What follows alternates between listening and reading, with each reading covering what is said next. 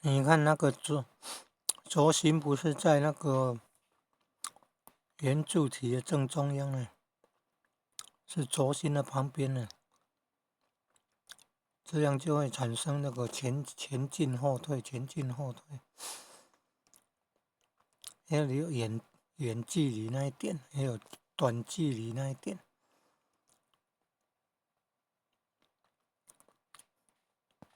这样就有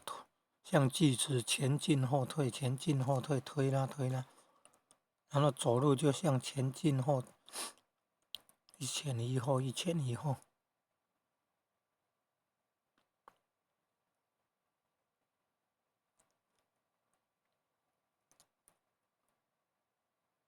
一前一后，一前一后，这样左右脚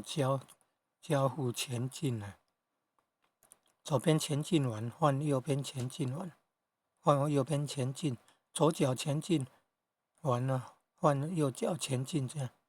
所以你看那个轴心，它不是在圆柱体的正中心，它是正中心的旁边。这样加上那个链条带动的话，你看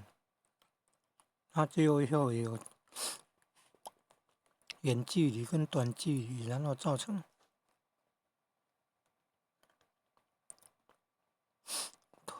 像锯子这样推拉推拉，一个向前，一个向后的。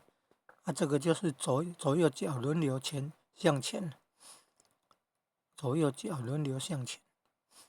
这样就产生向前进的作用了。